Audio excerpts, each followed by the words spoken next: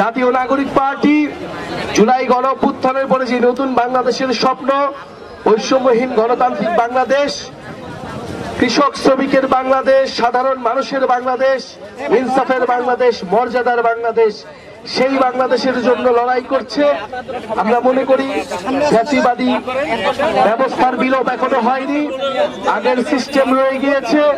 ফলে সেই সিস্টেমের বিলোপ করে নতুন দেশ গঠনের জন্যই এই নতুন পার্টি এবং আমাদের কর্মসূচি। ইনশাআল্লাহ ঠাকুরগাঁওতে আমরা আবারও আসব। জাতীয় নাগরিক পার্টির কার্যক্রম সারা দেশেই চলছে।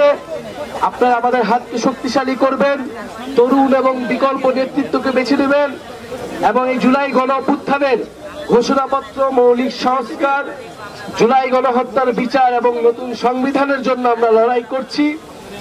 অবশ্যই জুলাই আগস্টের মধ্যেই জুলাই ঘোষণাপত্র দিতে হবে এবং এর সাংবিধানিক ভিত্তি থাকবে এই জুলাই ঘোষণাপত্রের। যেই কারণে আমাদের দেশের হাজারো মানুষ রক্ত দিয়েছে, জীবন দিয়েছে, আমরা তাদেরকে স্মরণ করতে চাই, তাদের আত্মত্যাগ। সেই আকাঙ্ক্ষার ভিত্তিতে বাংলাদেশ হবে। ঠাকুরগাঁও আমরা জানি কৃষক সমাজ এখানে অবহেলিত রয়েছে, তারা তাদের ফসলের ন্যায্য মূল্য পায় না। আমরা সেই কৃষকদের জন্য কাজ করতে চাই। সেই কৃষকের সন্তানেরা এই ঢাকা বিশ্ববিদ্যালয় সহ বিভিন্ন বিশ্ববিদ্যালয়ে পড়ে, তারাই কিন্তু এই গণ অভ্যুত্থান শুরু করেছিল।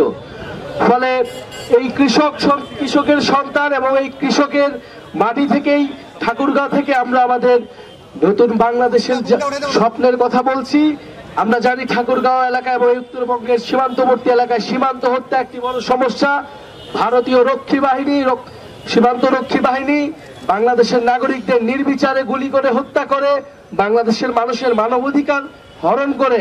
এবং ইতিমধ্যে সাম্প্রতিক সময় আমরা দেখি যে ভারতের যারা মুসলিম রয়েছে তাদেরকে অবৈধ অভিবাসী বলে বাংলাদেশে পুশিন করার চেষ্টা করা হয়।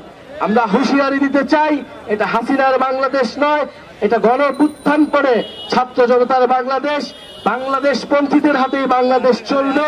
ফলে এই সীমান্ত হত্যা যে কোনো মূল্যে আমরা বন্ধ করব এবং উত্তরবঙ্গে ঠাকুরগাঁও সহ যে অবহেলিত জেলাগুলো রয়েছে সেখানে কোনো ধরনের আঞ্চলিক বৈষম্য, অর্থনৈতিক বৈষম্য থাকবে না। শিক্ষা, স্বাস্থ্য, কর্মসংস্থান এবং তথ্য প্রযুক্তি এবং যোগাযোগ ক্ষেত্রে উন্নয়ন প্রয়োজন। এই উন্নয়ন শুধু ঢাকার উন্নয়ন হবে না, বরং প্রান্তের যে জেলা ঠাকুরগাঁও জেলা সহ এই প্রান্তের সকল জেলার উন্নয়ন যেদিন হবে সেদিনই আমরা প্রকৃত উন্নয়ন হিসেবে এটা গ্রহণ করব। ইনশাআল্লাহ আমরা আজকে খুব সংক্ষিপ্ত ভাবে কথা বলছি। আপনাদের সামনে আসতে পেরে আমাদের ভালো লাগছে। আপনাদের সহযোগিতা, সমর্থন কামনা করছি। ইনশাআল্লাহ আমরা আগামী দিনগুলোতে একসাথে কাঁধে কাঁধ মিলিয়ে ঠাকুরগাঁও জেলার উন্নয়ন, মর্যাদার ঠাকুরগাঁও জেলা গড়ে তুলব, মর্যাদার বাংলাদেশ গড়ে তুলব।